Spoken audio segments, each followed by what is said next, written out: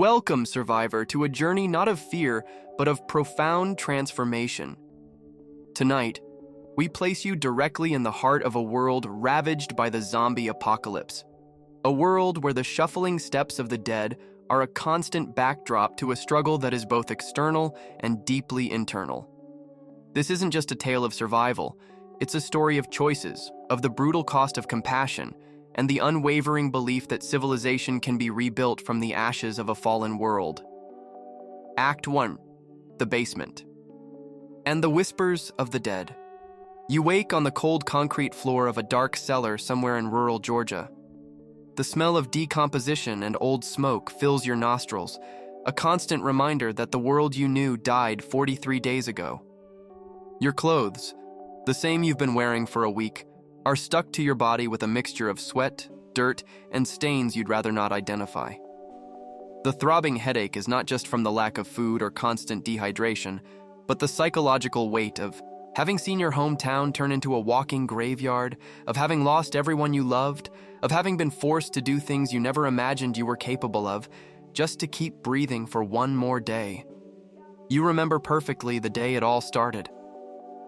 You were at work, complaining about the bad coffee from the machine, when the first news came on the radio. Outbreak of violence in Atlanta, they said. People attacking other people. You laughed at the time, thinking it was just another sensationalist story. How wrong you were.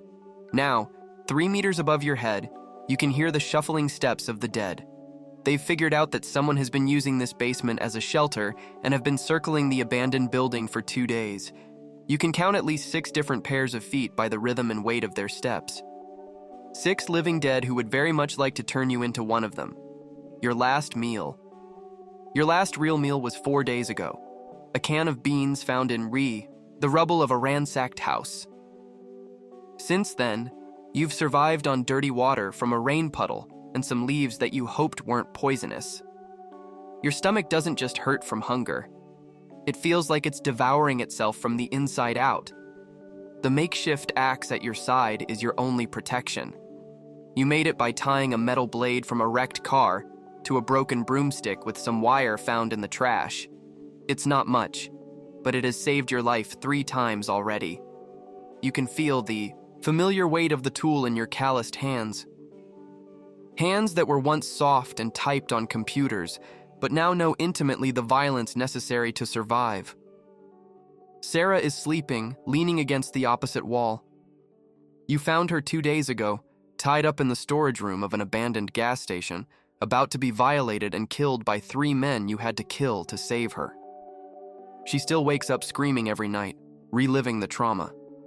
You understand the feeling. Your own nightmares are populated by the faces of people you were forced to leave behind. The decision to save her was simultaneously the most human and most stupid thing you've done since the apocalypse began. Human, because you couldn't just walk away and let her die. Stupid, because now you have to find food for 2 people. You have to move slower. You have to deal with her nightly screams that could attract walkers. But there's something comforting about not being completely alone.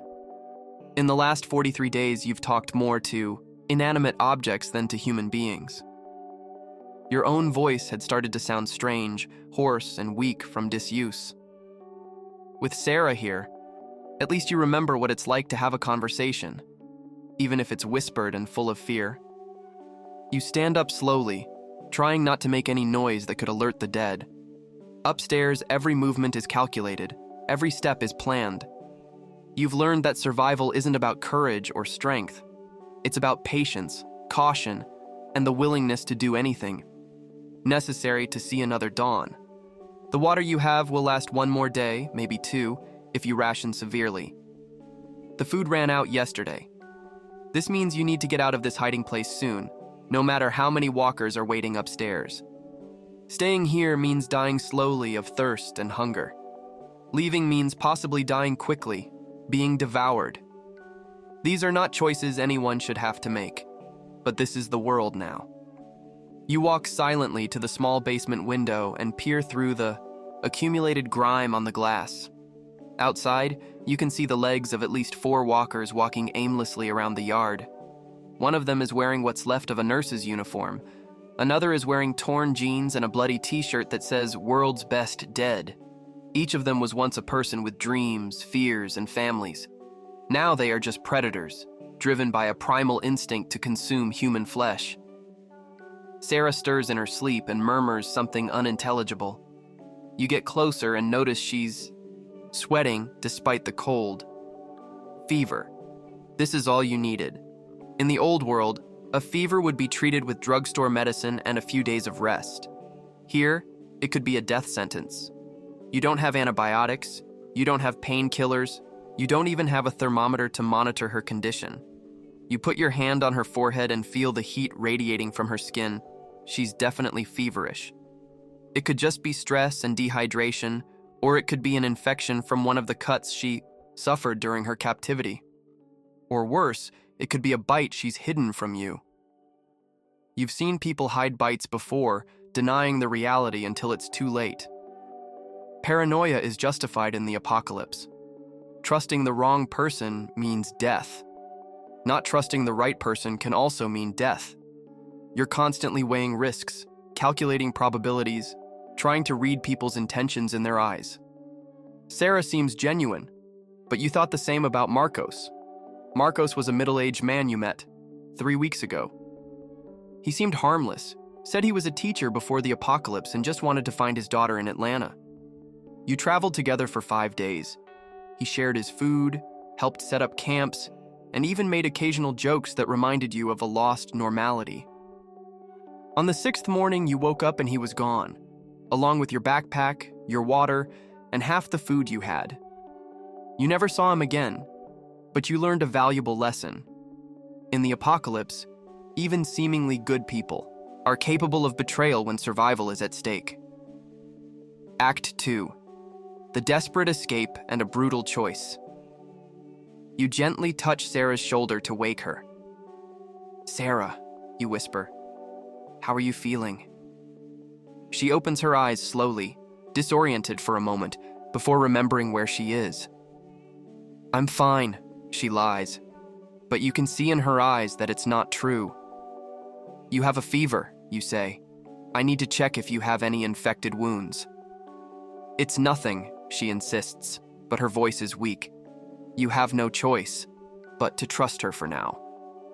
Forcing her to show potential wounds could cause a confrontation that would attract walkers, but you keep the axe within reach, just in case.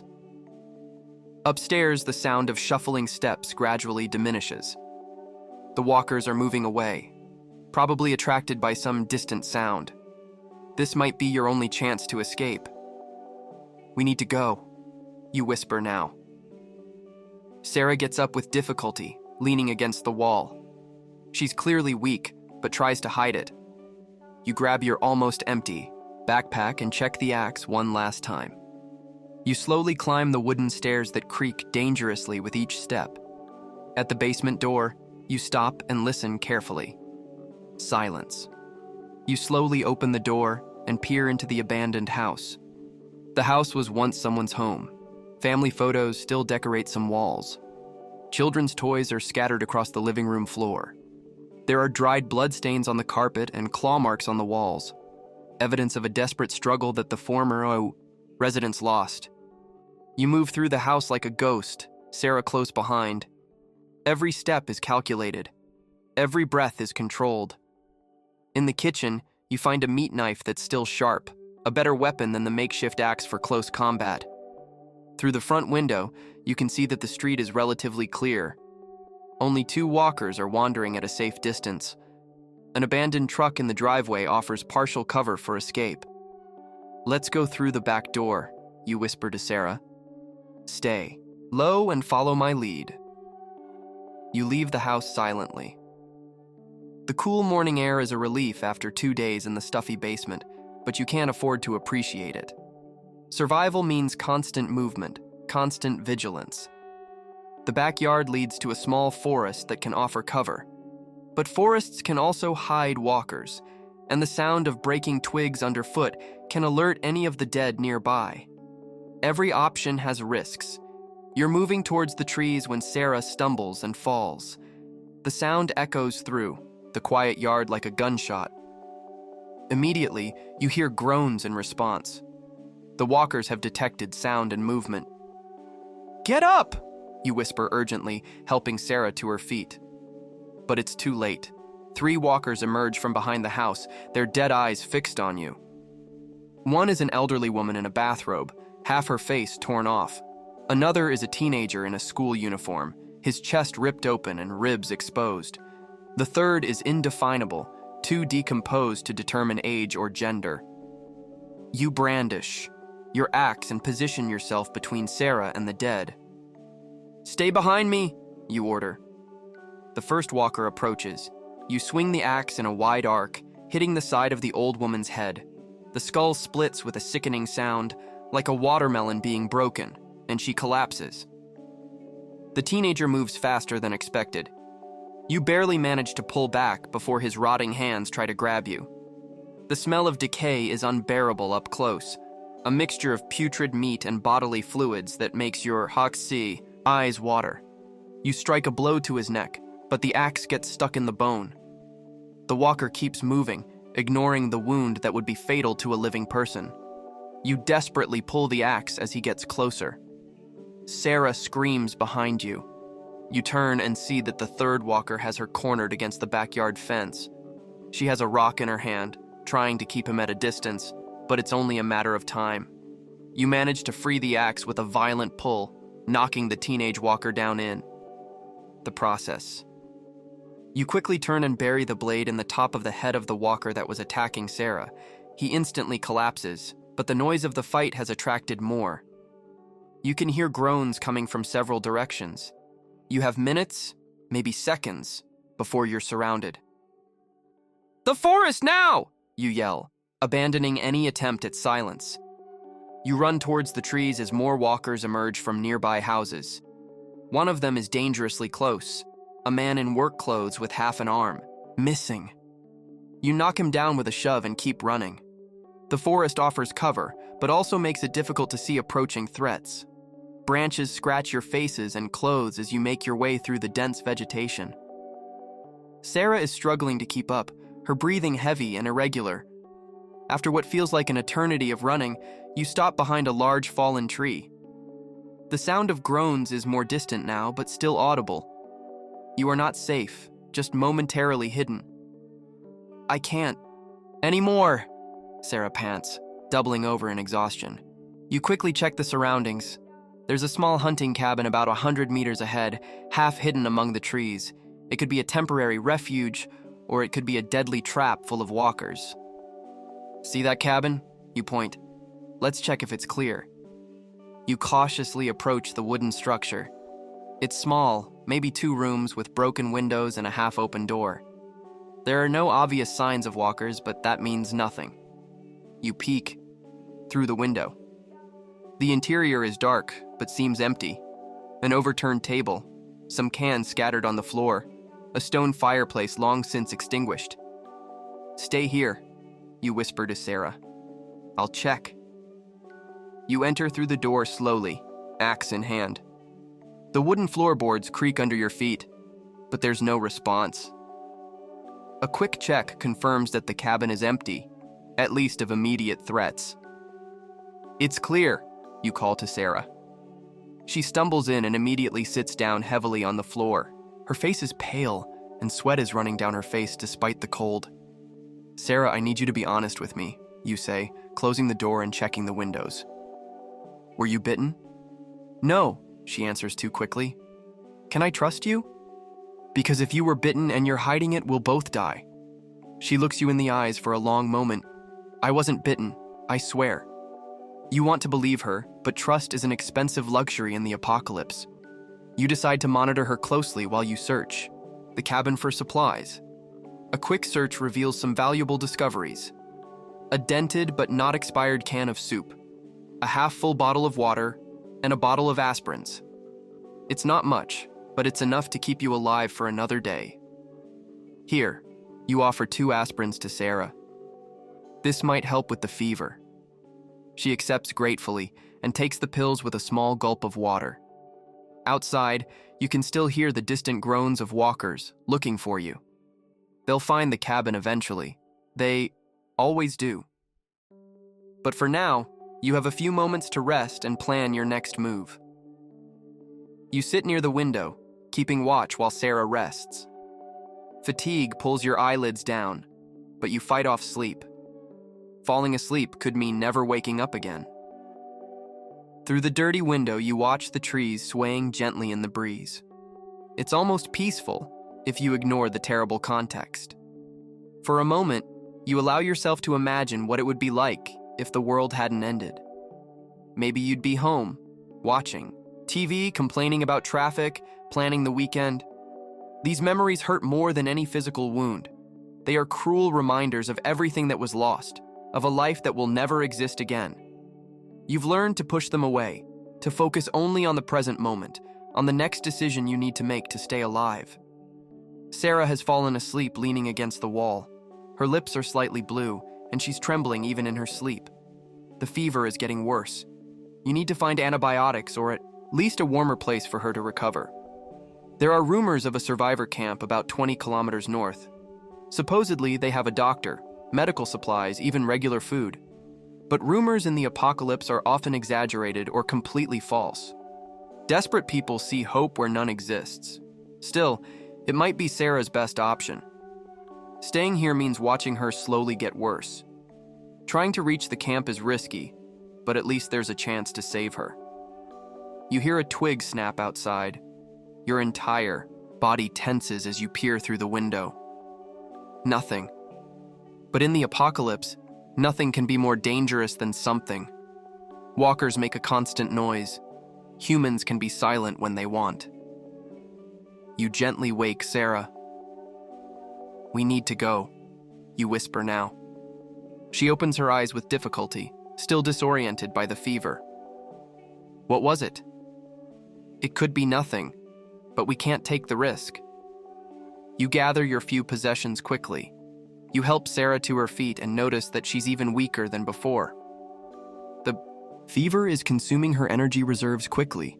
You leave through the back door of the cabin and into the forest again.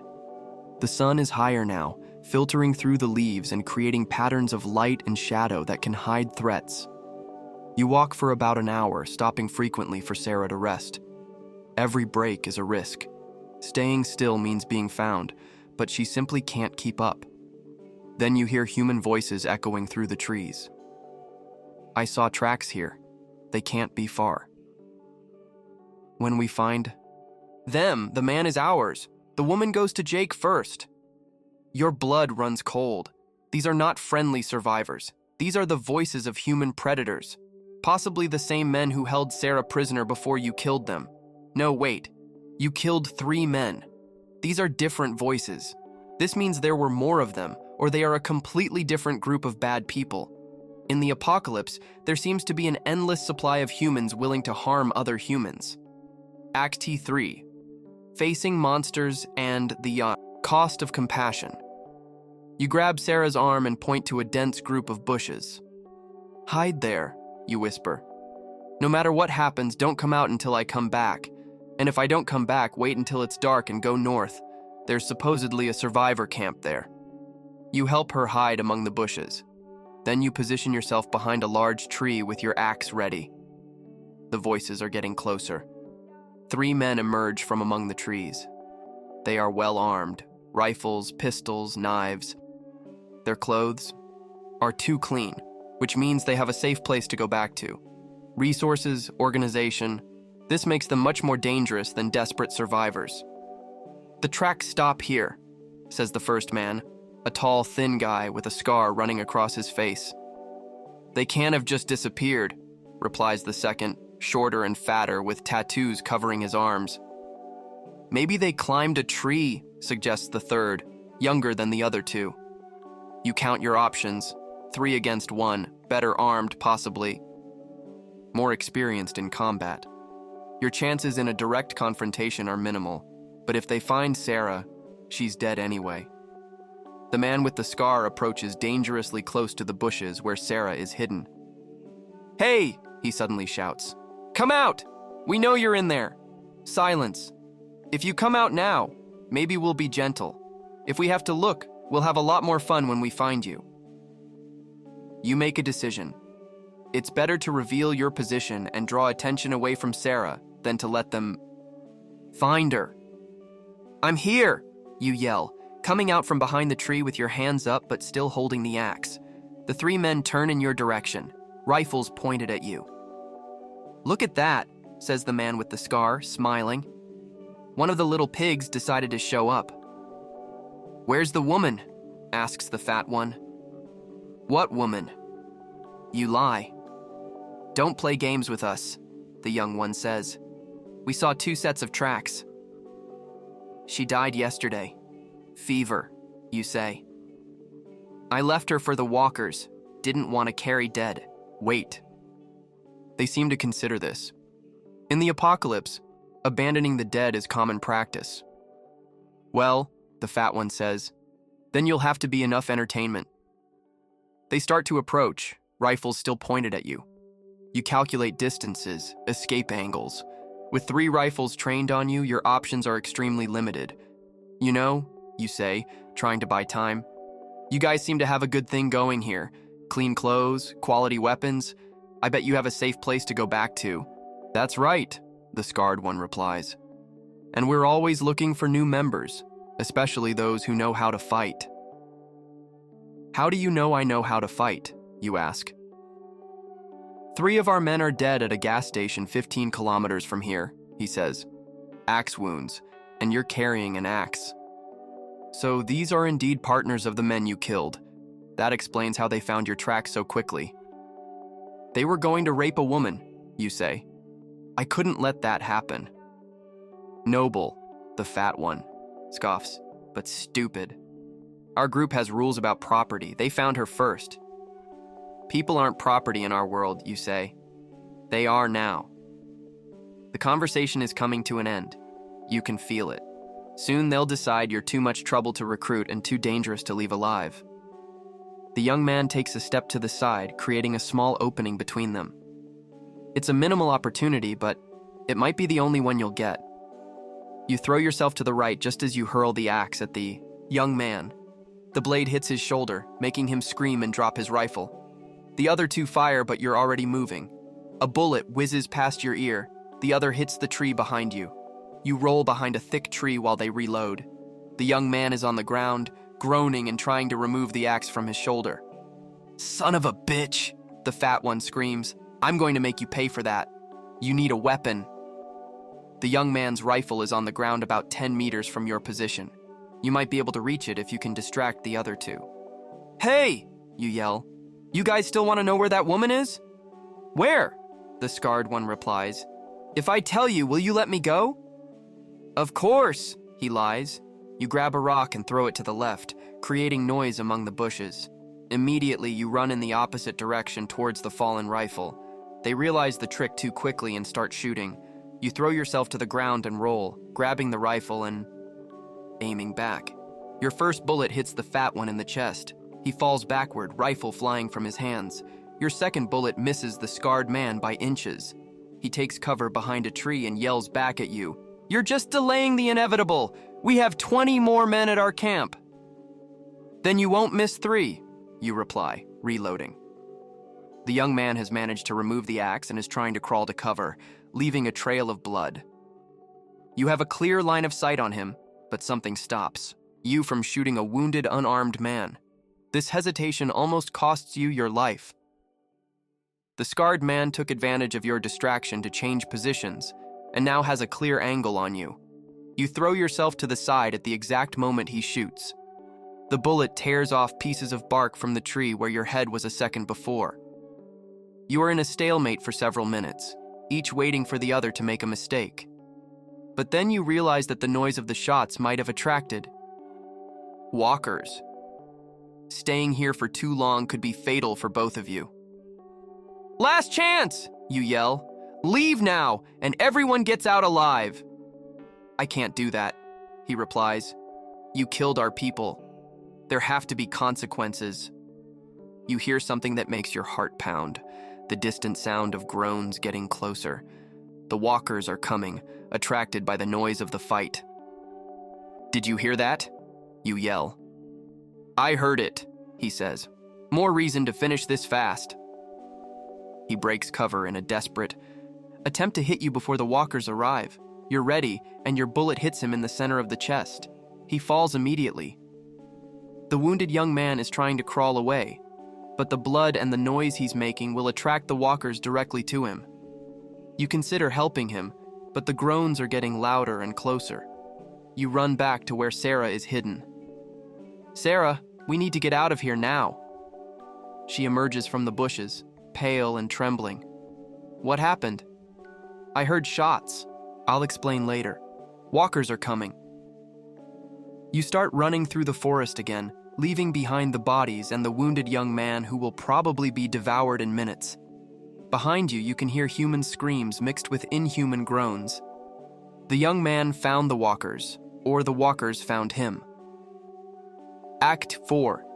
A promise to the dead and the rebirth of hope. You run until you can't anymore. Then you stop to catch your breath behind a rocky outcrop. Sara is in even worse condition. Her breathing is shallow and rapid. I can't anymore, she says, sliding to the ground. You check her pulse, fast and weak. The fever is worsening, and the physical exertion of the escape didn't help. Sara, I need to know the truth. Were you bitten? She looks at you with tears in her eyes. It wasn't a bite, she whispers. What was it then? One of the men, she says. He cut me with a dirty knife. Said if I didn't cooperate, he'd infect me on purpose. She lifts her shirt sleeve and shows a deep cut on her forearm, clearly infected. The skin around it is red and swollen, with dark streaks spreading towards her shoulder. Why didn't you tell me before? You ask. Because you would have left me behind. She's right. You probably would have. An infection in the apocalypse is almost always a death sentence, and traveling with someone who's condemned is suicide. But now that you've spent 2 days with her, that you risked your life to save her, that you've seen her as a person and not just a burden, the decision is no longer so simple. Is there anything we can do? You ask. Antibiotics could help, but she shakes her head. What if we amputate the arm? It's probably too late, and you're not a surgeon. You fall silent for a moment, both contemplating the inevitable reality. How long? You ask. A day, maybe 2. Depends on how fast the infection spreads. The survivor camp might still have antibiotics, but it's almost a day's walk away. Sara doesn't have the strength to make that journey, and carrying her would be impossible without attracting unwanted attention. One thing, she says softly. What is it? You ask. When the time comes, don't let me turn, please. You understand what she's asking. It's a favor people do for those they love in the apocalypse, a last kindness before humanity is lost forever. It won't come to that, you lie. We'll find antibiotics. But you both know it's not true. The sun is beginning to set, painting the sky red through the trees. In a few hours, it will be completely dark, and traveling at night is almost suicide. You need to find shelter for the night. You help Sara to her feet, and you continue walking slowly through the forest. Each step is a struggle for her, but she keeps moving through pure willpower. After an hour, you find a small natural cave at the base of a rocky cliff. It's just big enough for 2 people, but it offers protection from the elements and is easily defensible. You help Sara settle at the back of the cave and check the entrance. There are no signs of walkers or other humans in the area. We'll spend the night here, you say. Tomorrow we'll continue towards the camp. Sara smiles weakly. You both know she probably won't see another dawn, but she appreciates the gentle lie. As darkness sets in, you sit at the cave entrance, rifle in hand, keeping watch. Sara sleeps restlessly behind you, occasionally murmuring in her feverish dreams. The stars appear one by one in the dark sky. There's something comforting in their constancy. In the midst of all the chaos and death, they continue to shine, as they always have. You wonder if there are other survivors looking at the same stars, feeling the same cosmic loneliness. A soft sound behind you makes you turn around. Sara is awake, looking at you with fever-bright eyes. "Thank you," she whispers. "For what?" you ask. "For not leaving me alone, for giving me a few days of hope." "You still have hope? We'll get to the camp tomorrow." She shakes her head slowly. "It's okay. I know how this ends. Just thank you for letting me die as a person, not as a monster." You don't know what to say, so you just take her hand and squeeze it. Her skin is too hot, but she squeezes back with the little strength she has left. "Tell me about your life before," she asks. "Before all this." So you tell her about your boring but secure job, about your small but cozy apartment, about plans you made that never came to fruition, things that seemed, important at the time, but now seem trivial in the face of mortality. Sara listens with her eyes closed, occasionally smiling when you mention particular details. It's comforting for both of you to remember that you were people once, not just survivors. When you finish, she shares her own memories. She was an art student, dreamed of having her paintings in galleries someday.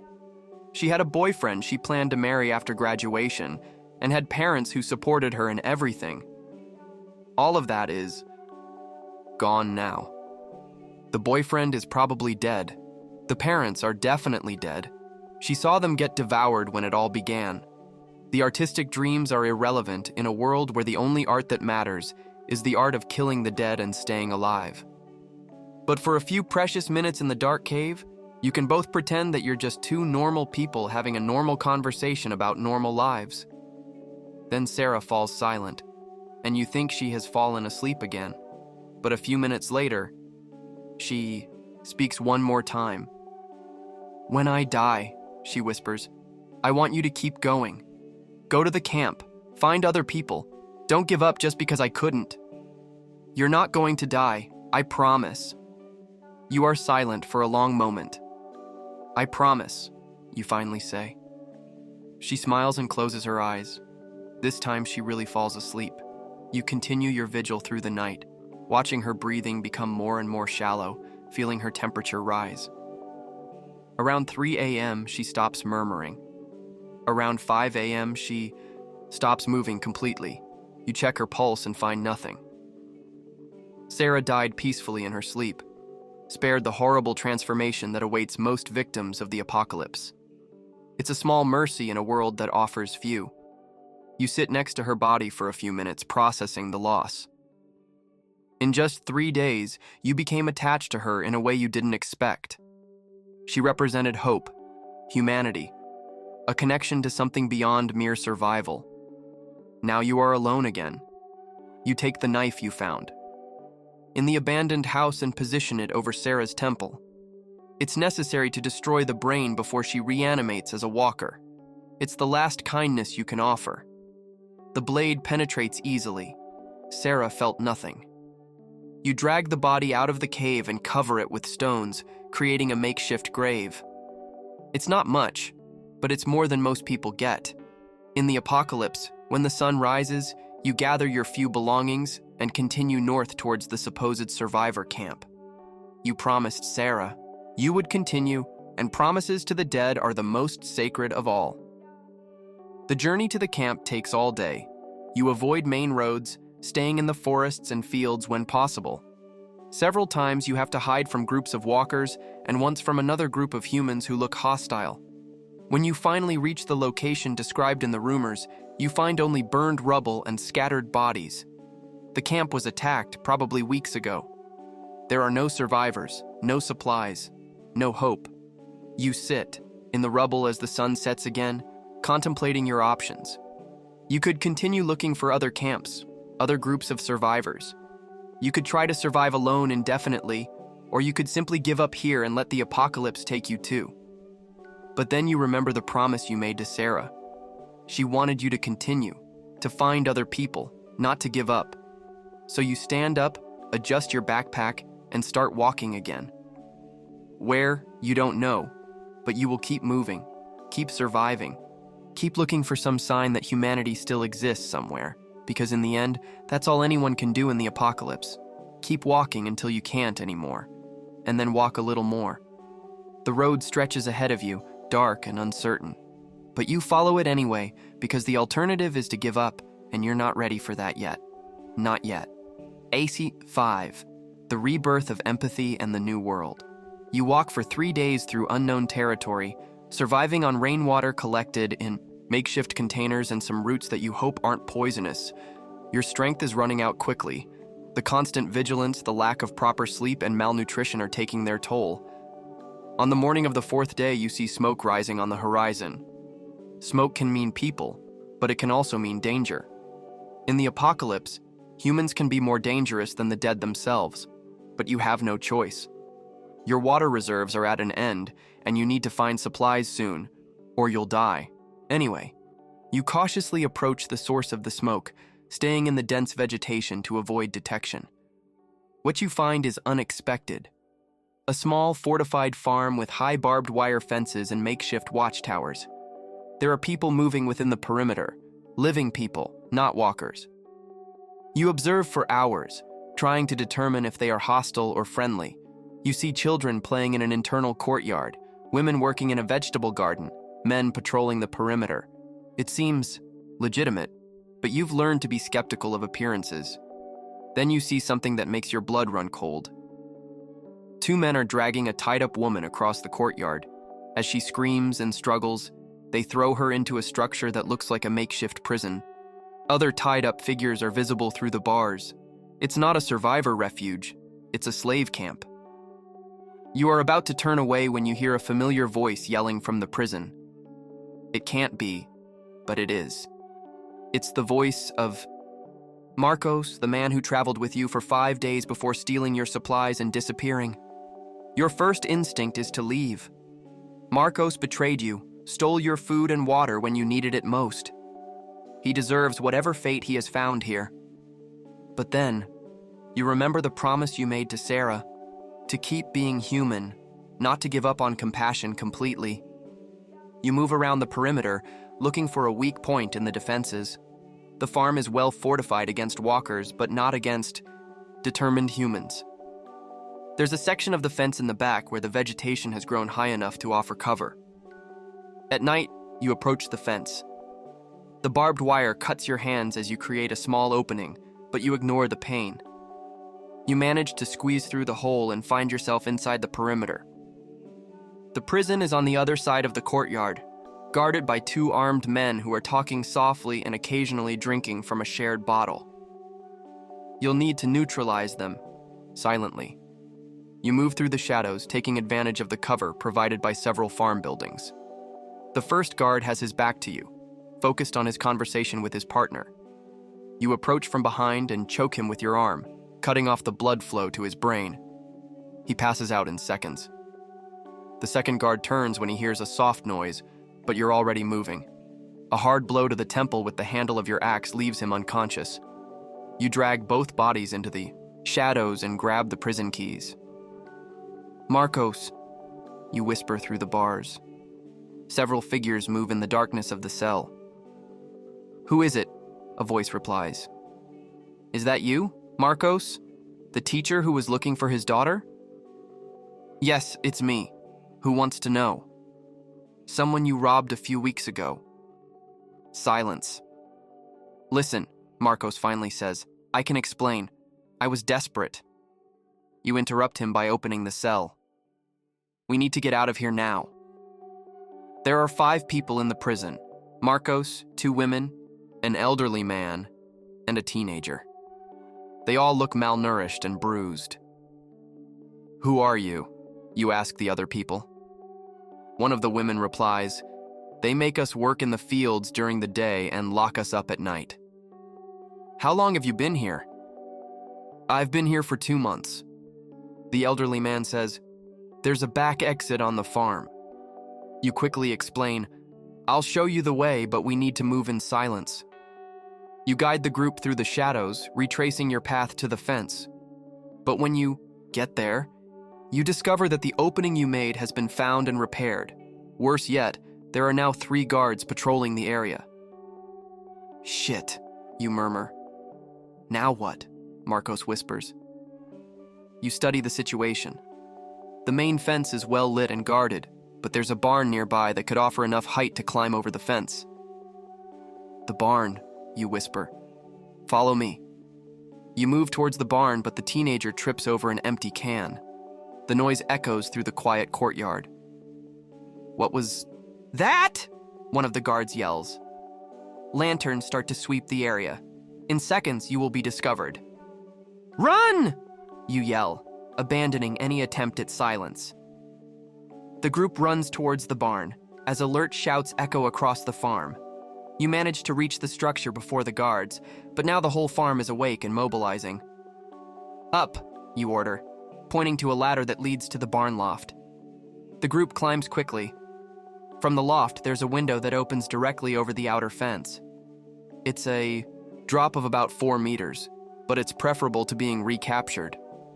I'll go first, you say, preparing to jump. Wait, Marcos says.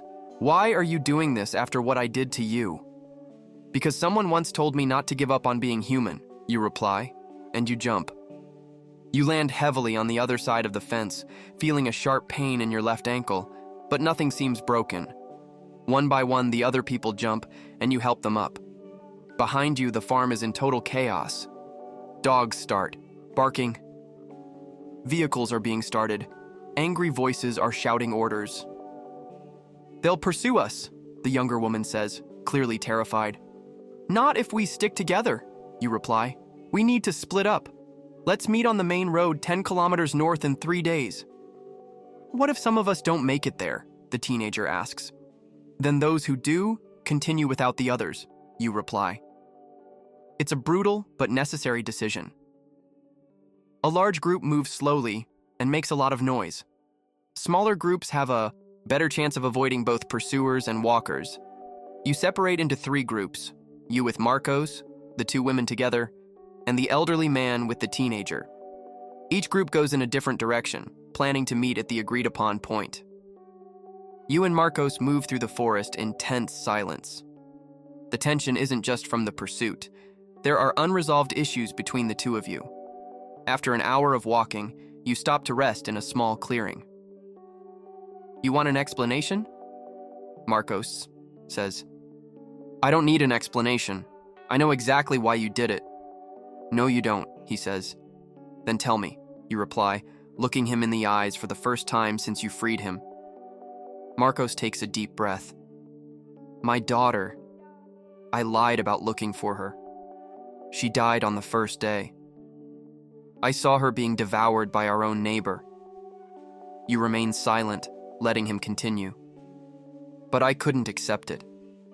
I spent weeks looking for her, even though I knew she was dead. When I met you, you gave me hope. Again, but then I realized I was just postponing the inevitable. So you decided to rob me? You ask. It wasn't planned. On the morning I ran away, I woke up and looked at you sleeping so peacefully, and I felt so much envy. You still had hope. You still had the will to live. I only felt emptiness. Marcos wipes his eyes with the back of his hand. I thought if I took your supplies, you would be forced to stop caring too, just like me. It was selfish and cruel, and I knew it even as I was doing it. And then after that, I got completely lost. I stopped caring about everything. That's how they captured me. I didn't even try to run when they found me.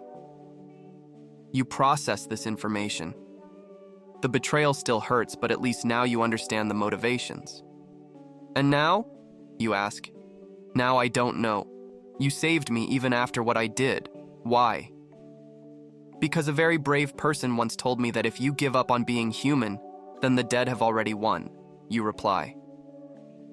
Marcos is silent for a long moment. She was right, he finally says. Yes, she was. You resume walking. The conversation has created a tenuous understanding between you, but full trust will take time to rebuild. Act 6. Unity and the Seeds of a New Society. On the second day, you find signs that you're being pursued. Boot prints, still warm cigarette butts, the distant sound of engines. The farmers haven't given up the search, Marcos observes. They're persistent. They probably lost valuable slaves. They'll want them all back. You increase your pace, but you know you can't run forever. Eventually, you'll have to face the pursuers or find a way to shake them off permanently. The opportunity comes in the form of a horde of walkers that you discover feeding on vehicle wreckage on a road. There are at least 30 of them, maybe more. We can use this, you say. How? We'll lure our pursuers right into them. It's a dangerous plan that requires perfect timing. You position yourselves on the other side of the horde, create enough noise to attract their attention, and then wait for the farmers to appear. It doesn't take long. 3 vehicles appear on the road, full of armed men. They see you on the other side of the horde and start shooting, completely ignoring the walkers. The shots immediately attract the dead's attention. The entire horde turns towards the noise and starts moving towards the vehicles. The farmers realize the danger too late. They try to reverse, but the vehicles crash into each other in the confusion. In minutes, the walkers are on them. You use the chaos to escape, knowing that the pursuit is definitely over. Behind you, you can hear human screams mixed with inhuman groans. On the 3rd day, you arrive at the meeting point on the main road. The 2 women are already there, but there's no sign of the elderly man and the teenager. You wait until the end of the day, but they don't show up. We need to assume they're not coming, one of the women says sadly. They might have just been delayed, Marco suggests. Or they might be dead, you reply pragmatically. Either way, we can't wait any longer. The group now consists of 4 people. You, Marcos, and 2 women named Helena and Rosa. Helena is a nurse who was working in a hospital when everything started. Rosa was a cook in a restaurant and has valuable knowledge about how to find and prepare food. Where to now? Helena asks. North, you reply. Always north. There are rumors of a safe zone near the, Tennessee border. Rumors? Rosa repeats skeptically. Like the rumor of the survivor camp you went to check. Do you have a better suggestion? You ask. She shakes her head. Then we follow the rumors. It's better than staying still. The group starts walking again. Having other people changes the dynamic completely. There's more safety in numbers, but also more complications. Decisions have to be democratic, resources have to be shared, and different personalities create tension. Helena is too optimistic for the circumstances, always trying to see the good side of things. Rosa is the opposite, cynical and pragmatic. To an extreme. Marcos is somewhere in the middle, still struggling with guilt and depression. And you find yourself in the role of unofficial leader, making decisions that affect everyone's lives. In the first week together, you face several challenges. A storm forces you to take shelter in an abandoned church for 2 days. Rosa gets sick with what seems to be food, poisoning. Marcos breaks his ankle in a fall and needs to be carried for hours. But there are also moments of humanity you haven't experienced in months. Helena tells funny stories from her days as a nurse. Rosa teaches the group how to identify edible plants. Marcos reveals he used to play the guitar and hum songs that help pass the time. Slowly, you start to function as a cohesive unit instead of just desperate individuals who happen to be together. This almost costs everyone's lives. You're crossing a small town when you're ambushed by another group of survivors. Unlike the farmers, these are true bandits, dirty, violent, and completely unscrupulous. Drop your weapons, the leader shouts. He's a large man with arms covered in tattoos and half his teeth missing. You have no choice but to obey. There are 8 of them against 4 of you, and they have you surrounded. What do you want? You ask. Everything, the leader replies, smiling. Food, water, weapons, and the women are coming with us too. No, you say automatically. The leader laughs. This isn't a negotiation, friend. This is how things work now. One of the bandits approaches Helena, clearly with bad intentions. She recoils, terror evident in her eyes. Something inside you breaks. Maybe it's the memory of Sara. Maybe it's just the accumulated anger of weeks of loss and suffering. but you refuse to watch passively as innocent people are victimized again. You throw yourself at the nearest bandit, grabbing his pistol before he can react. Your first shot hits the man who was approaching Helena. Your second misses, but causes enough confusion for Marcos to act. The former teacher, whom you've never seen fight before, grabs a rock and hits one of the bandits on the head with surprising force. The man falls, blood dripping from a scalp wound. Helena and Rosa run for cover while you and Marcos fight desperately against impossible odds. You manage to knock down 2 more bandits, but there are too many of them. A bullet whizzes past your ear, another hits the ground at your feet. You're almost out of ammo and surrounded. Then you hear something that makes your heart sink. Groans. Many groans. The gunfire has attracted walkers. Many walkers. Shit! The bandit leader screams, realizing the situation. A horde of at least 50 dead emerges from the side streets, attracted by the noise. Now it's no longer bandits against survivors. It's everyone against the dead. Truce! You yell. Everyone against them first. The leader hesitates for just a second before agreeing. Survival trumps greed when walkers are involved. The 2 groups temporarily unite, forming a defensive circle as the dead approach from all directions. You find yourself fighting side by side with men who were trying to kill you minutes earlier. It's a brutal and chaotic battle. The sound of skulls breaking mixes with human screams and inhuman groans. Blood, both red and black, splatters on the streets. Helena uses a metal pole to keep the walkers at bay, while Rosa attacks them with a hatchet she found.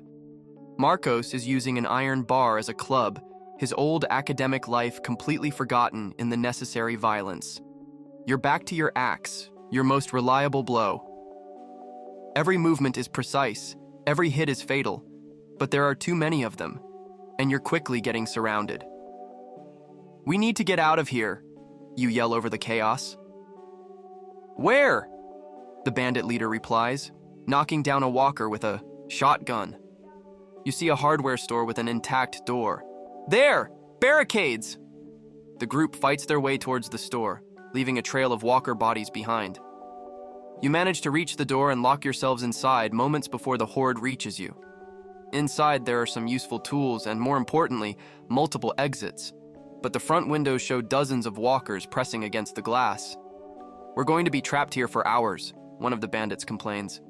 Better than being dead, Helena replies. The temporary truce creates a strange atmosphere. Mortal enemies now share the same small space, united only by the common threat outside.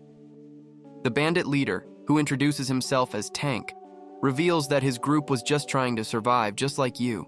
His tactics are brutal but effective in a brutal world. You're too kind, he observes. You're going to die because of it. Maybe, you reply, but we'll die as people, not as animals. Tank laughs, but it's not a cruel sound. It's almost admiring. I respect that, he says. Stupid, but respectable. As the hours pass and the walkers slowly disperse, the 2 factions begin to get to know each other better. You discover that Tank was a sergeant in the army before the apocalypse.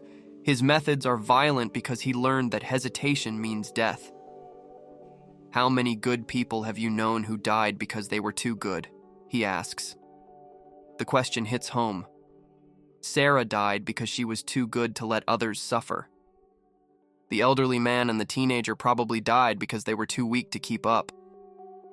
Many, you admit. And how many bad people have you known who are still alive? Too many, you reply. Exactly. This world rewards cruelty and punishes kindness. That's just how things are now. That doesn't mean we have to accept it, Helena interrupts. If everyone becomes an animal, then the dead have truly won. It's an echo of what Sara said, and for a moment you feel a pang of pain at her loss. Maybe, you finally say, but kindness without strength is just weakness in disguise. The conversation is interrupted by the sound of breaking glass. The walkers found a way in through the back of the store. Time to go, you announce. The 2 groups work together to create an exit through the front door, now that most of the walkers have moved to the back. It's a coordinated maneuver that works perfectly. Once outside, Tank extends his hand to you. "It was a pleasure fighting alongside you," he says. "But now we go back to being enemies." "It doesn't have to be that way," Marcos says, surprising everyone. "How?" Tank asks. "Join us, or let us join you. We're stronger together." Tank considers this. "My people won't accept weak travelers, and you won't accept our methods. Maybe we can find a middle ground," you suggest. "You teach us how to be tougher, and we teach you how to be more human." Tank laughs, but this time there's a touch of possibility in the laughter. "Interesting, very interesting." He turns to his men and has a whispered conversation with them. After a few minutes, he returns. "We have a deal, a 2-week trial run. If it works, we stay together. If it doesn't, we part ways without violence."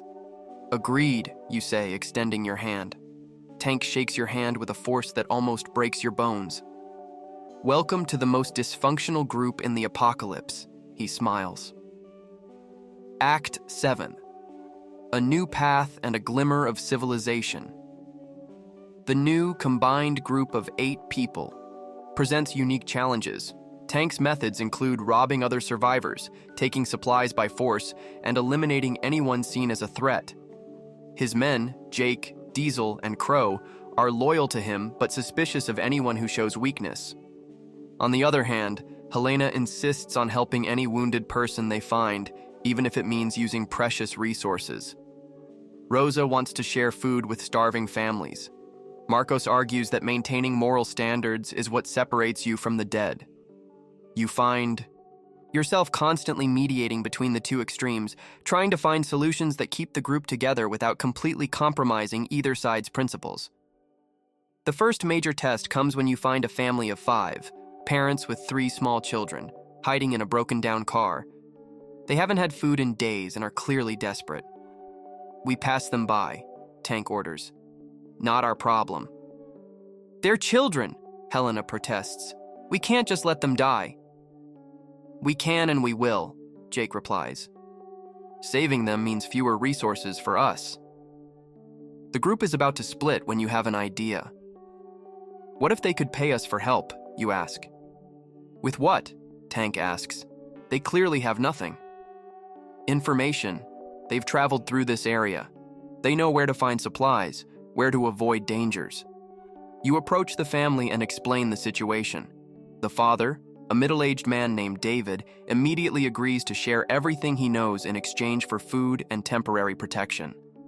The information he provides is valuable. The location of an abandoned hospital with medical supplies, an area where bandits are active, and the safest path through the next 2 towns.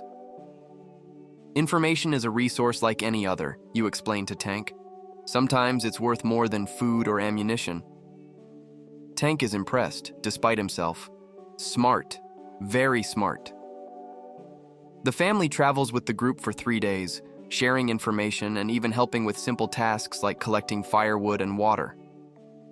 When you finally part ways, it's amicably, with both sides benefiting from the encounter.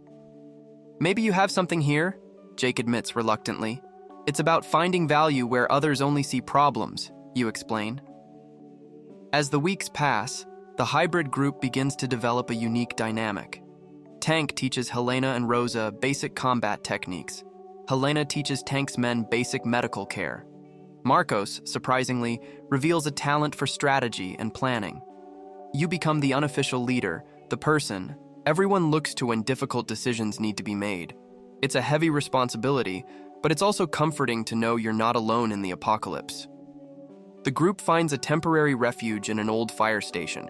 It's easily defensible, has useful supplies, and is located in an area with relatively few walkers. "We can stay here for a few weeks," Tank suggests. "Rest, replan, maybe make some improvements." It's tempting. After weeks on the road, the idea of a safe place to sleep and regular food is almost irresistible, but you've learned to be cautious about settling anywhere. 2 weeks, max, you agree. After that, we keep moving. "Why?" Rosa asks. "This place is good." Good places attract bad people, you explain. The longer we stay, the greater the chance of being discovered by hostile groups. Your concern proves prophetic. On the 10th night, you are attacked by a rogue military group that wants to take the station for themselves. The battle is intense and prolonged.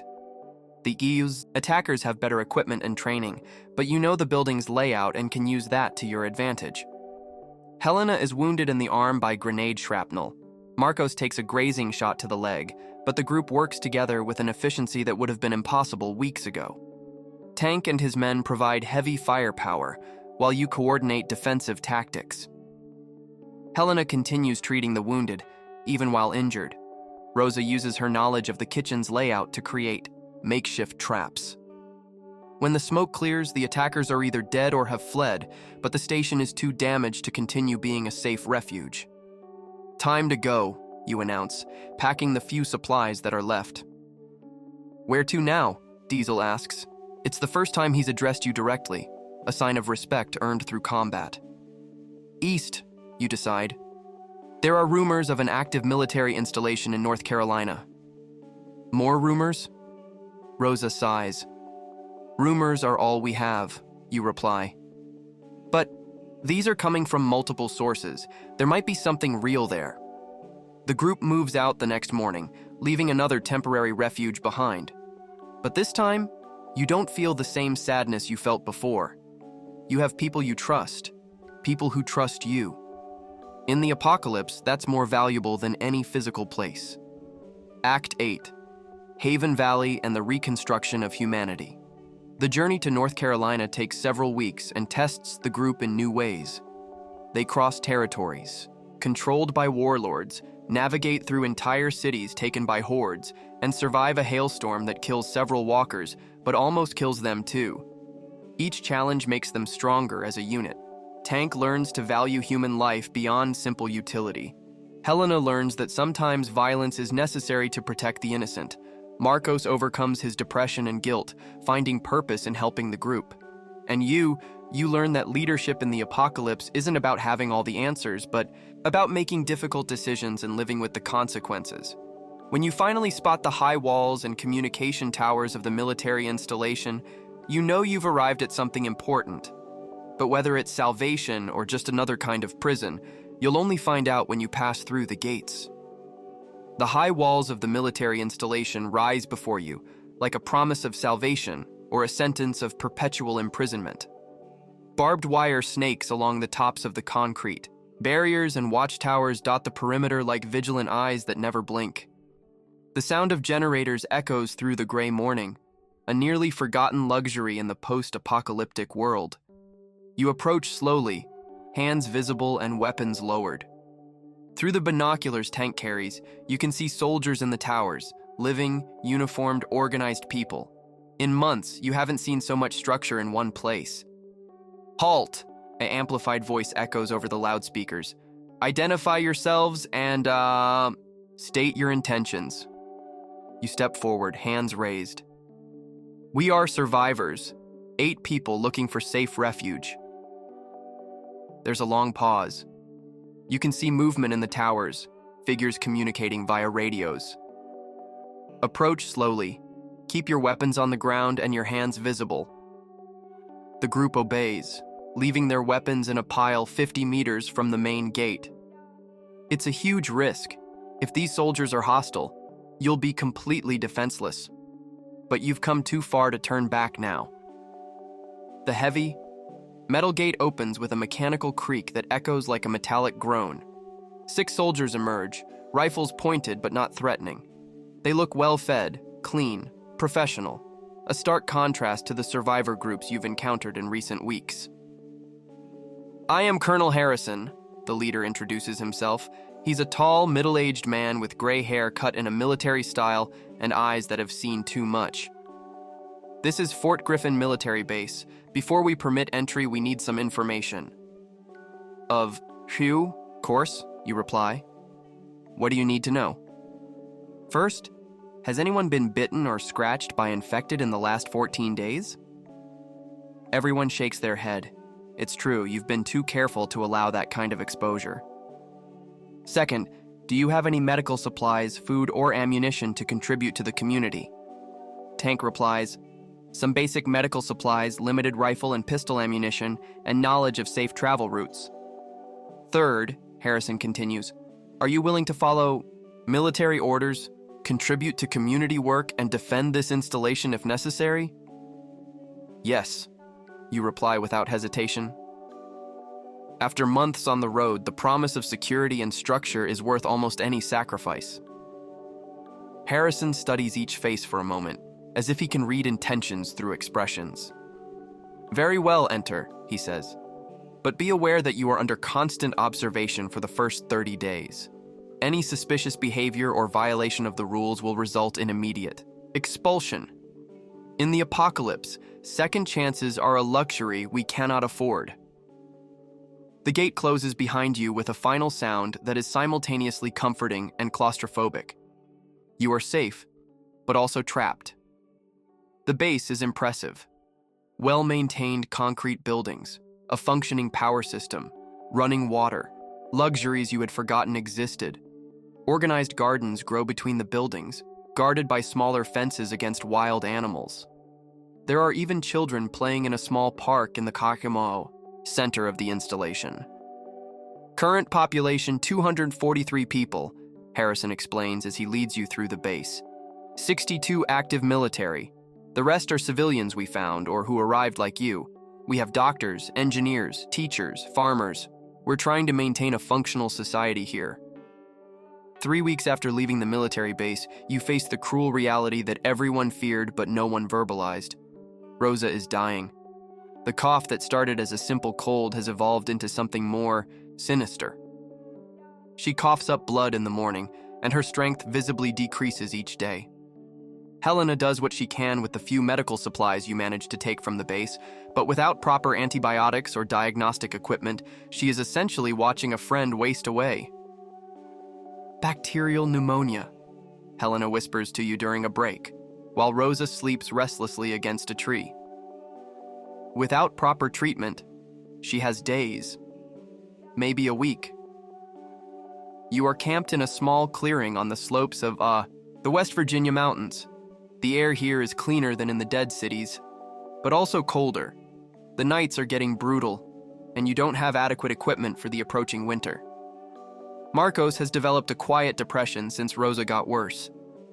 He blames himself for not having found a safe community sooner, as if geography and destiny were his personal responsibility.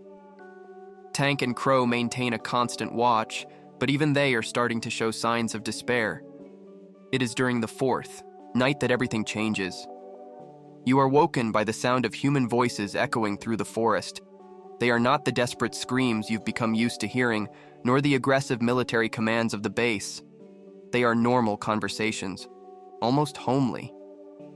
Tank moves silently to investigate, returning 15 minutes later with an expression you haven't seen in months: genuine hope. There's a community 2 kilometers from here, he whispers. Real families, children playing, organized gardens. How many people, you ask? Hard to tell in the dark, but at least 50, maybe more. Defenses are low walls, mainly against wild animals, some watchtowers, but nothing militarized. It looks peaceful. Helena looks at Rosa, who sleeps restlessly, her breathing harsh and irregular. She needs real medical care, and soon. It could be a trap, Marcos warns, but his voice lacks its usual conviction. Everything can be a trap, you reply, but Rosa will die if we don't try. The next morning, you approach the community openly, hands visible and weapons lowered. It's a desperate gamble, but desperation has been your constant companion for so long, it feels almost familiar.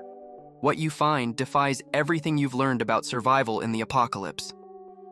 The community is called Haven Valley, and it is exactly what the name suggests: a refuge. Built in a natural valley protected by mountains on 3 sides, the community has developed a completely different approach to surviving in the post-apocalyptic world. Instead of high walls and watchtowers, they have community gardens and craft workshops. Instead of armed patrols, they have work groups that maintain the infrastructure. Instead of a rigid military hierarchy, they have a democratic council that makes decisions by consensus. How do you survive? You ask Margaret Chen, a 60-year-old woman who serves as one of the community's elected leaders. Cooperation, she replies simply, and geographical luck. She explains that the isolated location protected them from the first waves of infection. When the walkers arrived, the community was already organized and prepared. They developed techniques to silently eliminate small groups of infected and created early warning systems for larger hordes. But most importantly, Margaret continues, we decided from the beginning that we weren't going to let the apocalypse turn us into monsters. Many communities survive by becoming brutal. We survived by maintaining our humanity.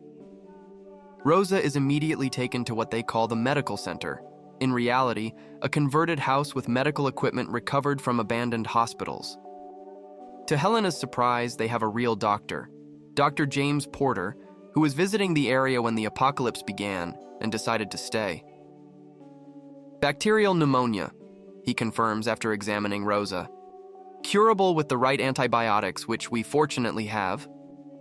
It's the first good news you've received in weeks. While Rosa recovers, you explore Haven Valley and meet its inhabitants. They are retired teachers, farmers, engineers, artists, ordinary people who came together to create something extraordinary under impossible circumstances. There's a school where children of various ages learn not only academic subjects, but also practical survival skills. There are workshops where artisans create tools, clothes, and even musical instruments. There's a community library where books saved from dead cities are carefully preserved. It's surreal, Marcos comments as he watches children playing in a small but well-kept park, as if the apocalypse never happened here. Oh, it happened, Margaret replies, overhearing his comment. We lost many people in the beginning. Hunger, disease, walker attacks. But we learned that survival isn't just about not dying. It's about keeping alive the reason why life is worth living. Helena quickly integrates into the medical team, her experience valued but not exploited. Tank and Crow find purpose in the community's security team, which operates more like forest rangers than soldiers. Marcos is invited to teach at the school, a job that visibly transforms him. And you find yourself on the planning council, helping the community prepare for future challenges. But for the first time in months, these challenges seem manageable instead of insurmountable. Rosa makes a full recovery. Within 2 weeks, the cough disappears, her color returns, and she goes back to cooking. This time, it's for an entire community that appreciates her culinary skills. It's during a community council meeting 6 weeks after arriving that you face your first major crisis in Haven Valley. A group of survivors arrives at the community's doors, 23 people in desperate condition, including 8 children. They are fleeing something they describe as bad soldiers who enslave entire communities. Harrison, Tank murmurs when he hears the description. It has to be. Apparently, after you left the military base, internal tensions finally exploded. A group of civilians attempted a revolution that was brutally suppressed. The survivors fled, but Harrison sent patrols to recapture them. They're a day behind us, the refugee leader explains. Maybe 20 soldiers, armored vehicles. They won't stop. The community enters a crisis. Haven Valley was built on principles of peace and cooperation.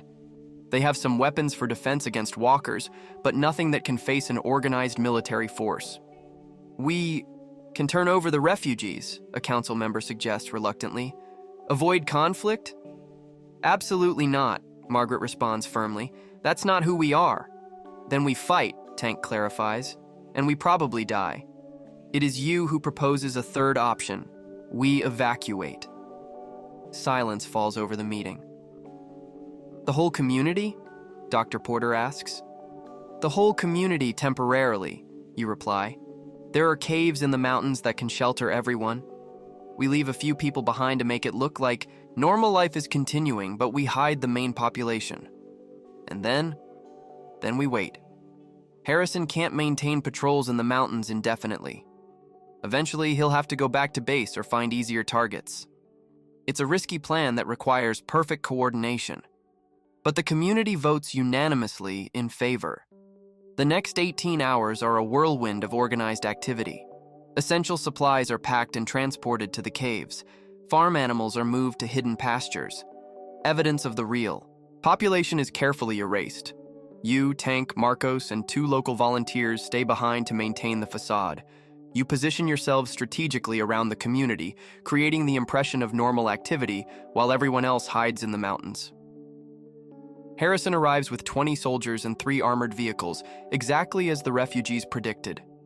You observe him through binoculars as he examines the apparently peaceful, very small community. You hear him murmur to his lieutenants, "Not worth the effort." They conduct a superficial search, question the 5 of you about recent refugees, and when you deny any knowledge, they decide to continue searching elsewhere. "Are you sure you didn't see anyone?" Harrison asks you directly. "I'm sure," you lie without hesitation. "We're just trying to live in peace here." Harrison studies you for a long moment, as if he recognizes something familiar. Then he shakes his head and returns to his vehicles. "These aren't the refugees we're looking for," he announces to his men. "We continue north." You watch the military vehicles disappear down the mountain road, and only then do you allow yourselves to breathe again. The community returns from the caves 2 hours later, and the celebration is silent but profound. They have saved not only the refugees, but also preserved their own way of life. That night, during a special council meeting, Margaret makes an announcement that changes everything. "You have proven today that you belong. Here," she says, looking at you and your group. "But more than that, you helped us discover something important about ourselves." "What?" Helena asks. "That our community is strong enough to defend itself, but also compassionate enough to protect others. We want to formalize this." She explains that the community has voted to establish a refugee network, a coordinated system to help other survivor groups find safety and establish their own cooperative communities. "You know the outside world better than any of us," Margaret continues. "We want you to lead this effort. It's a proposal that completely transforms your perspective on the future. Instead of simply surviving day by day, you would have the opportunity to help rebuild civilization based on principles of cooperation instead of domination." Tank, surprisingly, is the first to accept. "I spent months thinking that brutality was the only way to survive," he says. "You showed me I was wrong. I want to help other people learn that too." One by one, everyone agrees. In the following months, you establish contact with survivor groups throughout the region. Some are hostile and need to be avoided. Others are desperate and need immediate help. A few are like you once were. Good people, trying to maintain their humanity in an inhuman world. Rosa establishes a food exchange network, teaching other communities about sustainable agriculture and food preservation. Helena creates a basic medical training program that saves countless lives. Marcos develops an educational system that can be adapted for different survivor groups. Tank and Crow train security teams that focus on protection instead of aggression. And you coordinate everything, using the leadership skills forged in months of desperate survival for something much more constructive. 2 years after arriving in Haven Valley, the network includes 17 cooperative communities spread across 3 states. It's not much compared to the pre-apocalyptic population, but it's a real start to rebuilding civilization. It's during a network annual meeting that you receive news that closes an important circle in your journey. A group of refugees from Harrison's military base has arrived at the network's southernmost community. Apparently, the base finally collapsed completely when the remaining civilians successfully rebelled. Harrison died during the fighting, and the survivors dispersed. Among the refugees is someone you recognize, Sergeant E. Williams, the man who led your first expedition from the base. "You were right," he says when you meet. "Brutality might work in the short term, but it eventually consumes itself." Communities like this, he gestures to Haven Valley, are the real future. Williams joins the network, bringing valuable military knowledge that is adapted for defensive and logistical purposes. His experience helps protect the cooperative communities against bandit groups without turning them into militarized fortresses. In the third year, something extraordinary happens. You make contact with a similar network that developed independently on the West Coast.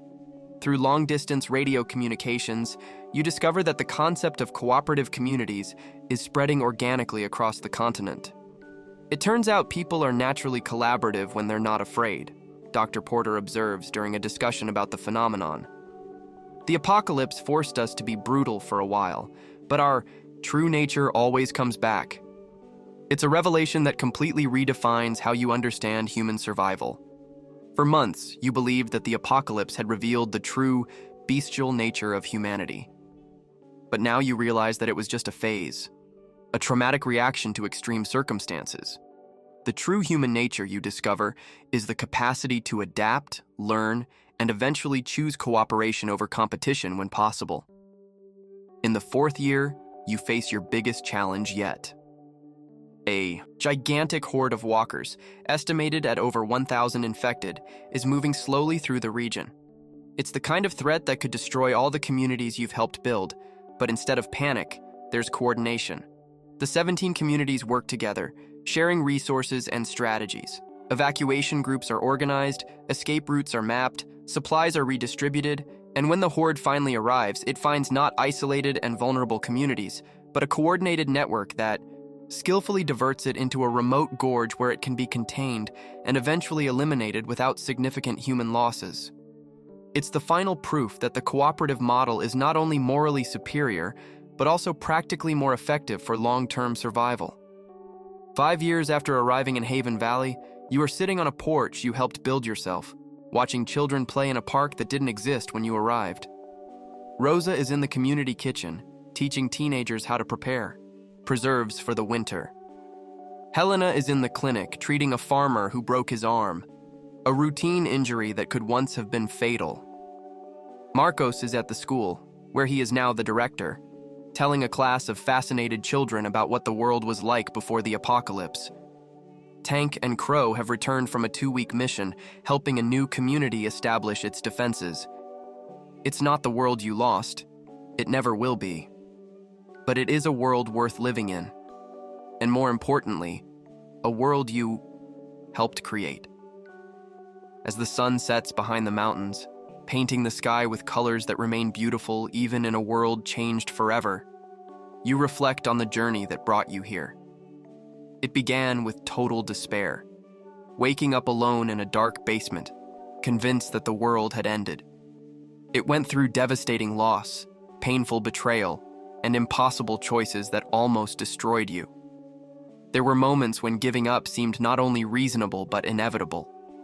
But there was also Sara, reminding you that maintaining humanity was more important than maintaining life. There was Marcos, showing that people can change and grow even in the most difficult circumstances. There was Tank, proving that even the toughest can learn with compassion. And there was Haven Valley, demonstrating that cooperation isn't just possible in the apocalypse, it's the key to prospering after it. You didn't just survive the zombie apocalypse, you helped build something better in the ashes of the old world. And that, in the end, is the only victory that truly matters. Act 9. The Legacy of a Rebuilt World. 10 years have passed since that dark morning when you woke up in the cold basement in rural Georgia. An entire decade of changes that have transformed not only you, but the very concept of what it means to rebuild a civilization. Haven Valley now houses over 500 people. What started as a small mountain community has evolved into something that resembles a small 20th century town, but with the wisdom forged by the apocalypse. The houses are more robust, the gardens more efficient, the defenses smarter. Every building, every system, every tradition has been tested against the brutal reality of survival. You are standing on top of the communications tower, a 20-meter structure that Marcos designed and Tank supervised the construction of. From here, you can see the full extent of the transformation that has occurred. The cooperative network has grown beyond the most optimistic expectations. 63 communities are now part of what is officially called the Alliance of Free Valleys. Each maintains its autonomy and unique culture, but all share resources, knowledge, and mutual protection. The system works so well that other similar networks on the West Coast and in the Midwest have sent ambassadors to study and replicate the model. The numbers from the last census are in, Helena announces, climbing the tower ladder with a folder of documents. At 45, she is now the regional medical coordinator responsible for the health of more than 12,000 people spread across the allied communities. And, you ask, already knowing from her expression that it's good news. Positive population growth for the 7th consecutive year, infant mortality rate below 2%, life expectancy returning to pre-apocalyptic standards in established communities. These are statistics that would have seemed impossible a decade ago. In the first year after the collapse, the mortality rate was almost 50%. Now children are born in clean hospitals, grow up in organized schools, and play in safe parks. And the new contacts? You ask about the other reason for her visit. 3 groups this month, 1 from Tennessee, 2 from North Carolina, she replies. The Tennessee group is especially interesting. They've developed hydroponic techniques that could revolutionize our winter agriculture. The exchange of knowledge has become the most valuable currency between communities. Each group that survived the apocalypse developed unique solutions to specific problems. When these solutions are shared, everyone benefits exponentially. There's also this, Helena continues, handing you a letter with an official seal. It arrived via the mail system this morning. The mail system is one of the innovations you're most proud of. A network of horseback messengers and radio stations that connects all the allied communities. It's primitive compared to pre-apocalyptic systems, but it works with remarkable efficiency. The letter is from Washington, D.C., or rather, what's left of it. In the last 3 years, survivor groups in the capital have begun to organize around the remnants of the federal government.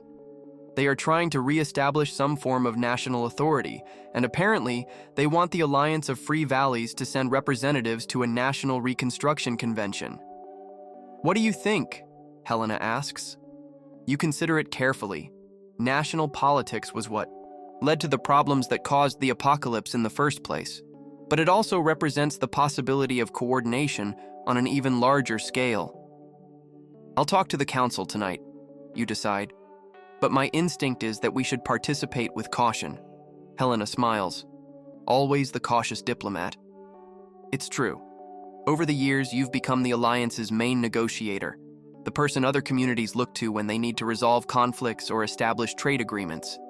It's a role you never expected to play, but one that fits naturally with the leadership skills you developed during the desperate early years.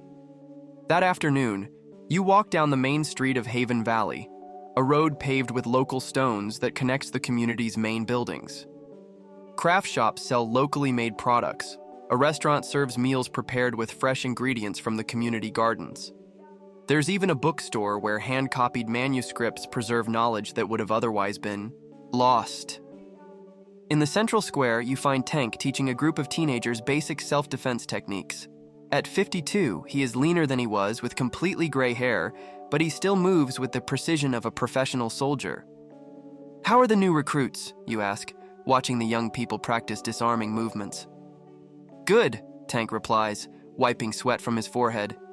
But I hope they never have to use this for real. It's a sentiment shared by everyone. The last major military threat the Alliance faced was 3 years ago, when a group of well-organized bandits tried to establish a forced protectorate over several smaller communities. The Alliance's coordinated response was so effective that the bandits dispersed without a single shot being fired. Tank, you say, deciding to share the news. A letter arrived from Washington. They want us to participate in a national convention. Tank stops moving and looks directly at you. Federal government? Something like that.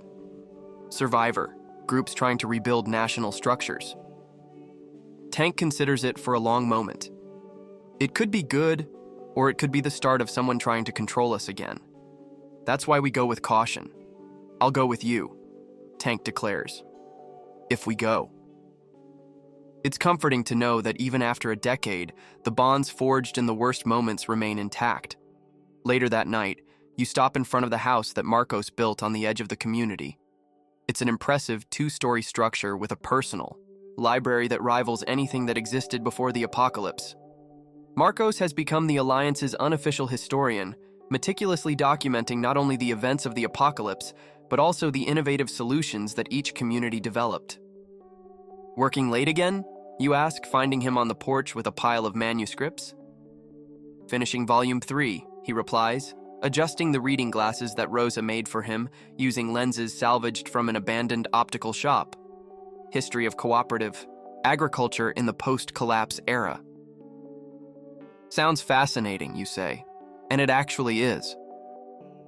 Marcos's volumes have become essential manuals for new communities. His detailed instructions on everything from water purification to conflict resolution have saved countless lives. I heard about Washington, Marcos continues. What do you think? I think we need to go, but as observers, not as subordinates. I agree. We've learned that local autonomy is essential. Any national system needs to respect that, he says. It's a lesson that was hard-won. 2 years ago, one of the Allied communities almost split when a group of purists tried to impose uniform rules on all the others. The crisis was only resolved when they reaffirmed the fundamental principle: voluntary cooperation, never coercion. The next morning, the Alliance Council meets to discuss the proposal from Washington. The council has grown from 5 people to 21, representing all regions of the network. The meetings take place in a specially built circular room where no seat is more prominent than any other. Rosa presides over the meeting. At 53, she has become one of the Alliance's most respected leaders, known for her ability to find practical solutions to complex problems. Her near-fatal experience with pneumonia made her value life even more, and this perspective is reflected in her decisions. The question before us, she begins, is whether we should participate in this national convention in Washington. Let's hear arguments from both sides. Margaret Chen, now 70 but still mentally sharp, argues in favor of participation. Isolation is not a long-term strategy, she says. If others are trying to rebuild national structures, we need to have a voice in that process. Otherwise, decisions will be made without our consultation. On the other side, Jonathan Rivers, a leader of the Southern mining community, expresses concerns. Every time we get involved with larger structures, we end up losing autonomy, he says. The military base, other groups that tried to incorporate us. Why would this time be different? The debate continues for 3 hours, with valid arguments from both sides. Finally, it is Dr. Porter who suggests a middle ground solution. What if we send a small delegation with a limited mandate? They go to observe and report, not to make commitments. That way, we can evaluate the situation without committing ourselves. The proposal is approved by 16 votes to 5. You are chosen to lead the delegation, accompanied by Tank, Helena, and 2 representatives from other regions. The journey to Washington takes 5 days, traveling from community to community through the support network you helped build. It's a trip that would have been impossible alone, but becomes almost luxurious with the cooperative hospitality system.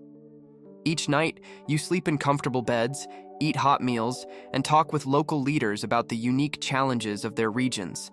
It's a continuous education on the diversity and resilience of post-apocalyptic communities. Washington, D.C. is a visual shock.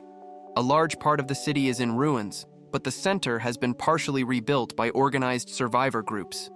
The Capitol serves as the convention headquarters, with its famous steps now guarded by well-organized militias from various factions. The convention brings together representatives from 47 different groups from across the country, agricultural communities from the plains, fortified, city-states from the Great Lakes, and even representatives from ships that created floating communities along the coasts. In the first 2 days, the presentations reveal the incredible diversity of solutions that different groups have developed. The farmers of the plains have created irrigation systems that can work without electricity. The city-states have developed industries that produce essential tools and medicines. The coastal communities have established maritime trade networks that connect survivors over thousands of kilometers. But it also becomes clear that there are fundamental divisions on how to proceed. One group, led by a former senator named Richardson, wants to re-establish the federal government with structures similar to those that existed before the apocalypse. They argue that only centralized authority can coordinate enough resources to face large-scale threats. Another group, led by a coalition of techno-libertarian communities, wants a completely decentralized system based on voluntary agreements between autonomous entities. They see any central authority as inevitably corrupt. There are also militaristic factions that want to establish a permanent national security state and isolationist groups that are participating in the convention only to ensure they are left in peace. It's like watching history repeat itself, Helena observes during a break between sessions. The same ideological divisions that existed before the apocalypse, with one important difference, you reply. This time, everyone knows what happens when systems fail completely. On the third day, Richardson approaches the Alliance of Free Valleys delegation. "I've heard about your success," he says with the political smile you've learned to distrust. 63 cooperative communities is impressive. Exactly the kind of organization we need on a national scale. "Thank you," you reply cautiously. "I'd like to propose something," he says. "If you support our proposal for a reconstituted federal government, I can guarantee that the Alliance of Free Valleys will receive special status, regional autonomy under federal protection." Tank almost imperceptibly moves closer, and you know he's having the same flashbacks of the military base as you. "What kind of protection?" you ask. "Military, mainly against external threats, hostile groups, hordes of infected. In return, you would contribute a percentage of resources to the central government. Let's say 20% of agricultural production." It's a proposal that sounds all too familiar. Protection in exchange for submission, limited autonomy under central supervision. "We will consider it," you say diplomatically. That night, the Alliance delegation meets in the small room they are sharing. "It's the military base in a bigger version," Tank declares bluntly. "I agree," Helena adds. "The language is more polished, but the concept is the same. They want control." But one of the other delegates argues, it also offers real benefits. National coordination could solve problems that individual communities can't face. It's a debate that extends into the early hours of the morning. Everyone sees merit in both perspectives, but in the end, it's the shared experience that decides. "We vote to reject any proposal that compromises the fundamental autonomy of the communities," you announce the next morning. But instead of simply rejecting, you make a counter-proposal. On the fourth day of the convention, you speak before the full assembly. "The Alliance of Free Valleys proposes an alternative model," you begin. "National cooperation based on specific voluntary agreements, not on permanent centralized authority."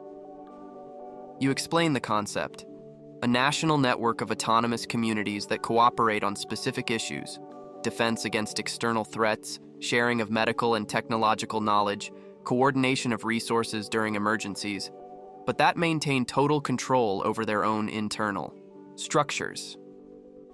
Instead of a government that governs communities, you conclude, we propose an association of communities that governs itself. The proposal generates intense debate.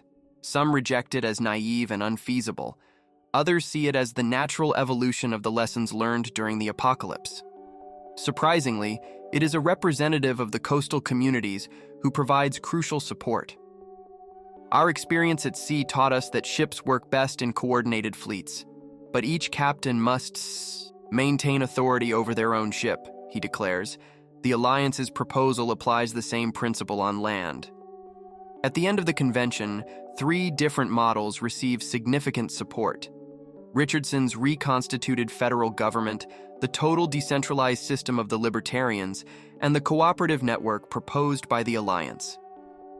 Instead of forcing a single decision, the convention decides to allow different regions to experiment with different models, with annual meetings to share results and potentially converge on better solutions. It's a better outcome than we expected, Helena comments during the trip back. I still think it's a mistake to get involved with national politics, Tank adds, but without his usual conviction. Maybe, you reply. But if we don't get involved, other people will make decisions that affect us anyway. The trip back to Haven Valley takes a week, not 5 days, because you stop in several communities to share news of the convention. The Ligas' reaction is mixed, but generally positive. Most local leaders appreciate that the Alliance maintained its principles while remaining engaged with larger developments. 6 months later, the results of the different models begin to become clear. Richardson's reconstituted federal government faces constant rebellions from communities that resent taxes and regulations. The completely decentralized system of the Libertarians struggles to coordinate defense against a large horde of infected that moves through their regions. The Alliance's cooperative network, meanwhile, grows from 63 to 89 communities, including several that previously followed other models. It seems that voluntary cooperation really works best, Rosa observes during a council meeting. For now, you reply, always cautious. Success creates its own challenges, and you are right. The rapid growth of the Alliance creates new problems. Cultural differences between distant regions cause misunderstandings. Some communities begin to feel exploited by others who contribute less. The pressure to centralize more authority to resolve disputes efficiently increases. It is during a particularly difficult crisis, a dispute over water rights between agricultural and industrial communities, that you have an important realization. The problem isn't that cooperation doesn't work, you say to Helena as you walk through the Haven Valley Gardens on a starry night. It's that cooperation is a continuous process, not a final state. What do you mean? We thought that if we created the right system, it would work automatically.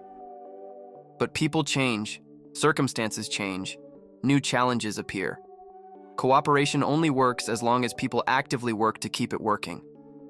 It's a lesson that completely transforms how the Alliance approaches problems.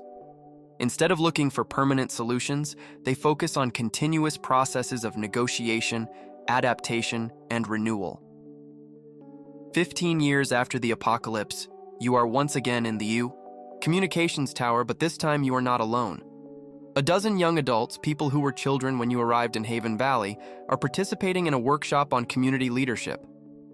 The most important question any leader can ask, you tell them, is not, how do I solve this problem, but how do I help my community solve this problem? A 20-year-old woman named Sara, named in honor of the woman you could never forget, raises her hand. But what if the community makes the wrong decision? Then you learn from the mistake and try again, you reply. Leadership isn't about always being right. It's about creating conditions where groups can learn and grow together. It's a philosophy forged in years of experience, tested against failures and successes, and refined through countless conversations with people wiser than you. After the workshop, you walk to the cemetery on the west side of Haven Valley. It's a small but well-kept place where residents who have died since the community's founding are remembered. There's a special section for lost heroes, people who died before the community was established, but whose sacrifice made its existence possible. Sara's name is engraved on a simple stone of local granite, along with hundreds of others. Diesel, the refugees who didn't make it to the meeting points, people whose names you never knew, but whose deaths helped teach lessons that saved others. We made it, you whisper to the stone. Not in the way we imagined, but we made it. A gentle breeze moves the leaves of the trees planted around the cemetery.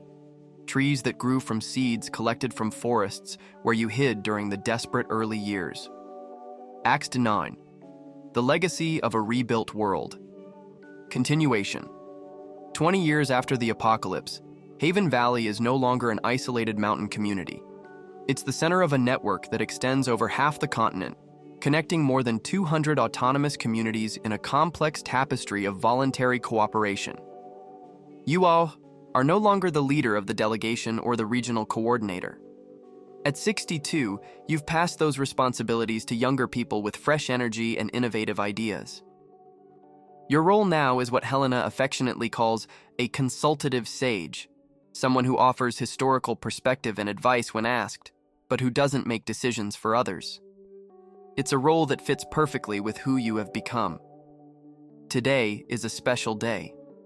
Haven Valley is hosting the 20th annual meeting of the Alliance of Free Valleys, where representatives from all communities gather to share innovations, resolve disputes, and plan for the future.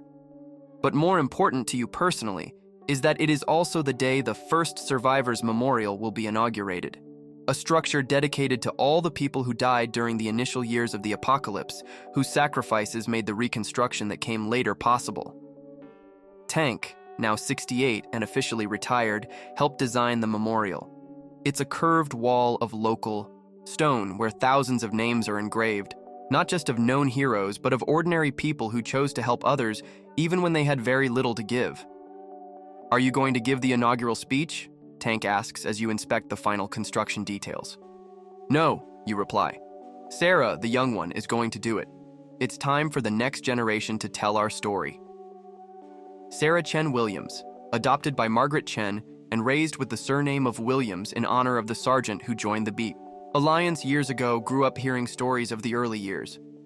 But she also represents something new, a generation that never knew the pre-apocalyptic world, that grew up assuming that cooperation and community are normal. During the inauguration ceremony, Sara speaks to a crowd of over 1,000 people gathered in Haven Valley's central square. These names represent more than death, she says, gesturing towards the memorial. They represent choices.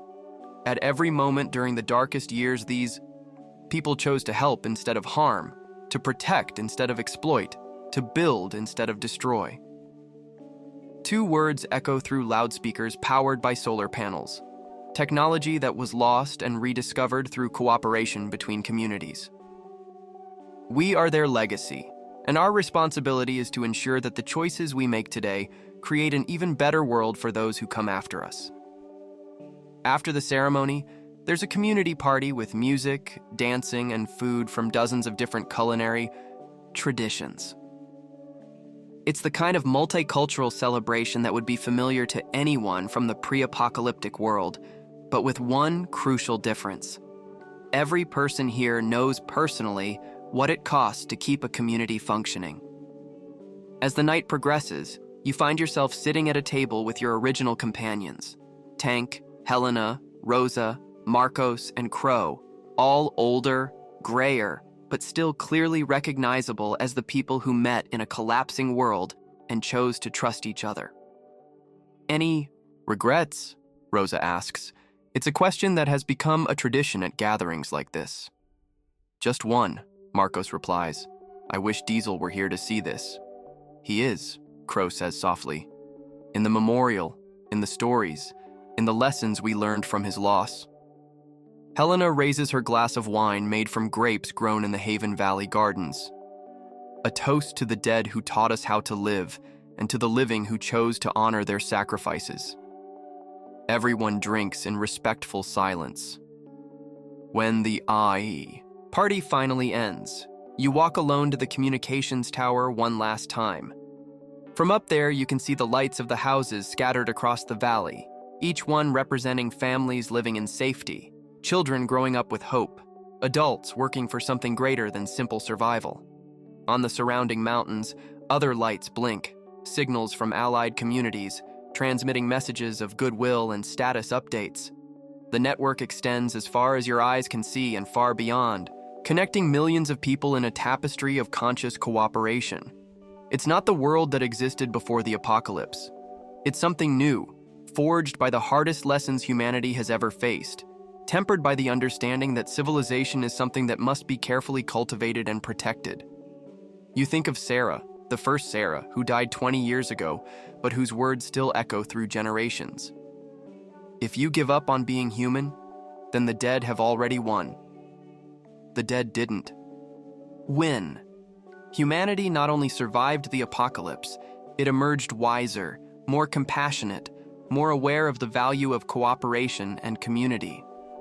As the stars shine above, the same stars that offered comfort during lonely nights decades ago, you finally allow yourself to feel something you haven't experienced in a long time: complete satisfaction.